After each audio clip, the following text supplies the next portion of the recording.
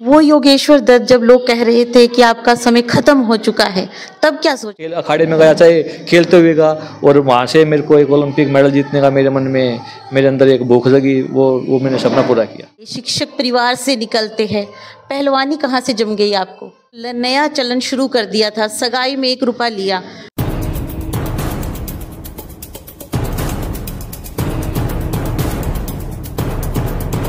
नमस्कार, द कुरुक्षेत्र में आपका स्वागत है। दोस्तों, आज मेरे साथ वो शख्सियत मौजूद हैं जो किसी परिचय की मोहताज नहीं है। योगेश्वर दत्त मेरे साथ में है, इनसे बात करते हैं। द कुरुक्षेत्र में आपका स्वागत है। धन्यवाद धन्यवाद। आज तो योगेश्वर हैं, योगेश्वर ने ही कर्म स्थली यहाँ पर गीता का उपदेश दिया, कैसा लग रहा है? ये धर्म क्षेत्र भी है और युग क्षेत्र भी है, कुरुक्षेत्र। तो हमारी ये सनातन संस्कृति है जिसने हमारे धर्म के लिए अपनी जान का बलिदान दिया। जोरावर सिंह और फतेह सिंह साहबजादों ने, और गुरु गोविंद सिंह के 4 साहबजादे थे। चारों देश के लिए, चारों ने अपने देश के लिए बलिदान दिया, अपनी सनातन संस्कृति के लिए बलिदान दिया।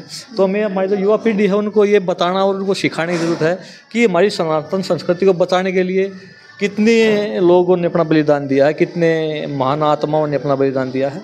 और आज कुरुक्षेत्र में आके बड़ा अच्छा लगा। धर्म क्षेत्र कुरुक्षेत्र की में भगवान श्री कृष्ण ने यहाँ पे गीता का उपदेश दिया, और ऐसी जगह, पवित्र जगह आके बड़ा अच्छा लगता है।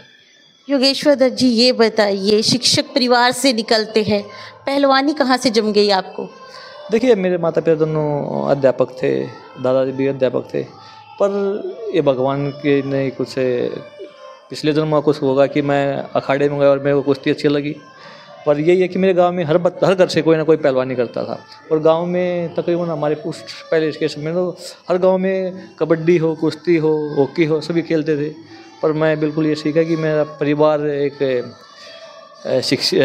अध्यापक थे, मेरे माता पिता, मेरे दादाजी भी शिक्षित फैमिली से था।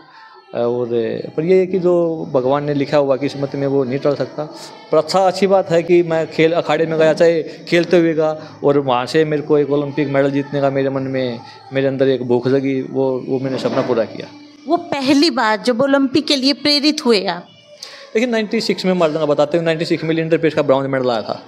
तब मैंने टीवी पे देखा था कि वो मेडल लेके आए हैं, और मेरे पिताजी ने बताया था कि ओलंपिक में मेडल लेके आए हैं, और 4 साल में ओलंपिक एक बार होता है। उस टाइम तक मेरे को नहीं पता था ओलंपिक क्या चीज़ है, पर मेरे पिताजी ने बताया कि ओलंपिक होता है और सभी खेल एक साथ होते हैं, और ये 4 साल में होता है एक बार, और हमारे देश का एक ही मेडल आता उस टाइम पर। तो मेरे को भी लगा कि मेरे को भी ओलंपिक में मेडल जीतना है। तो कुश्ती ही क्यों?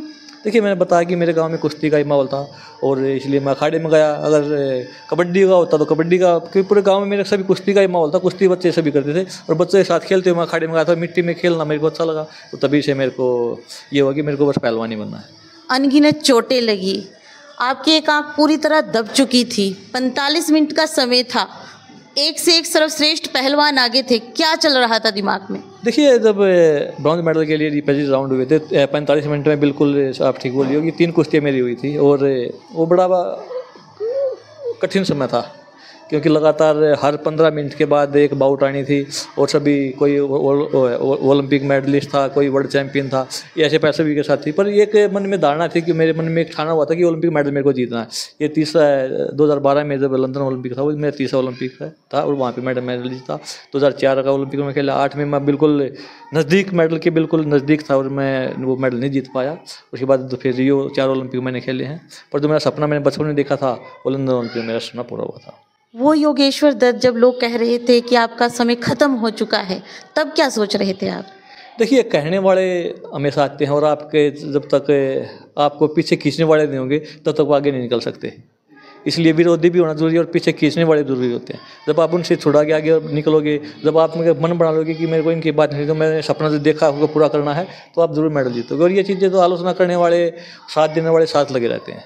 तो हरियाणा राज्य में खेलों को लेकर क्या हो रहा है, क्या योजनाएं हैं? देखिए, खेल नीति जो भारत सरकार की भी 2016 ओलंपिक के बाद में भारत सरकार की, पहले जब 2016 ओलंपिक में हमारे 2 मेडल आए थे, दोनों लड़की महिला, एक साक्षी मलिक का मेडल आया था और एक पीवी सिंधु का मेडल, 2 ही मेडल आए थे। और 2012 में 6 मेडल आए थे हमारे, पर 2016 रियो में हमारा प्रदर्शन बिल्कुल अच्छा नहीं था। उसके बाद प्रधानमंत्री जी ने एक टीम गठित की थी, टॉप्स की, टारगेट ओलंपिक पोडियम स्कीम। उसके बाद जो हमारी रफ्तार पकड़ी हमारे खेल ने, वो एक काबिल तारीफ है। और उसमें यह था कि जो अच्छे बच्चे हैं, जूनियर लेवल के हैं, उनको पहले से ही छांट लिया जाता है, अलग कर लिया जाता है, उनमें पूरा कोच किया जाता है। उनके लिए अलग से विदेशी कोच हो या अपना भारतीय कोच हो या फिजियो डॉक्टर हो, मसाजर हो, अलग से डाइट, और हर महीने 50,000 और 1 लाख रुपए टॉप की तरफ से उनको पॉकेट मनी भी दी जाती है। तो उससे फिर बच्चे को एक आर्थिक मदद मिली, और जिससे आज हमारे खिलाड़ियों हर जगह मेडल जीतते हैं। पर मैं ये कहूँगा कि हरियाणा की खेल नीति बहुत अच्छी है। हम आज ओलंपिक चैंपियन को 6 करोड़ रुपये देते हैं, कॉमनवेल्थ गेम्स के चैंपियन को 2 करोड़ देते हैं, 2.5 करोड़ हैं, और एशियन गेम्स के जो चैंपियन होता है उसको 3 करोड़ रुपये देते हैं। ऐसी नेशनल लेवल पे भी हैं, और लगभग 16-17 डिप्टी डायरेक्टर लगाए हैं हरियाणा सरकार ने, लगभग 200 के लगभग कोचेज लगाए हैं। तो और मैं एक बात और है कि ग्रास रूट पे जितना हम अच्छा करते जाएंगे उतनी ज़्यादा हमारी परफॉर्मेंस आती जाएगी। इस बार देखिए कि हरियाणा से ओलंपिक में हमारे 6 मेडल हैं, तो 6 मेडल में भी हरियाणा के ज़्यादा हैं। 50% की भागीदारी हमारी हरियाणा की है, जिसमें नीरज चोपड़ा पिछली बार का ओलंपिक चैंपियन था, इस बार हीरो मेडल आया है, और अमन है रेसलिंग से। तो मैं ये कहूँगा कि मनु भाकर है, 2 ओलंपिक मेडल लेके वो आई है। तो हमारे हरियाणा का खेल है आज पूरे देश में 50% में हम हरियाणा के खिलाड़ी रहते हैं। आप ये बताइए, आपने एक नया चलन शुरू कर दिया था, सगाई में 1 रुपया लिया। युवा बहुत प्रेरित हो रहे हैं, अब दहेज कोई लेना पसंद नहीं करता। कैसा लगता है कि आपने एक प्रेरणा दी सबको? देखिए, मेरा ये मानना है कि आप शादी करते हो या व्यापार करते हो, अगर आप शादी करते हो तो किसी की भी, कोई हमारी भी बहन बेटी है कि अगले की भी बहन बेटी है, तो उस परिवार पे हमें बोझ नहीं डालना चाहिए। और असली धन तो घर की बेटी, घर की लक्ष्मी होती है। अगर आपको व्यापार करना है तो फिर व्यापार करने के लिए और बहुत जगह है। अगर आप दहेज लोगे तो वो एक पूरे समाज में गलत मैसेज जाएगा, और कोई गरीब परिवार से हो वो अपनी बेटी के लिए इतना खर्च कहाँ से उठा पाएगा। और मैं तो यही कहूँगा कि वैसे भी हमें शादियों में वैसे भी कम खर्च करना चाहिए। आजकल हम देखते हैं कि सब एक होड़ लगी हुई है, ज़्यादा से ज़्यादा पैसा खर्च करने की, ज़्यादा से ज़्यादा दहेज देने की। कोई दहेज नहीं लेता उसको भी ज़बरदस्ती दहेज दिया जाता है, तो वो बिल्कुल गलत है। एक शादी को शादी के तरीके से होना चाहिए, तो इसलिए, और शादी में ज़्यादा खर्च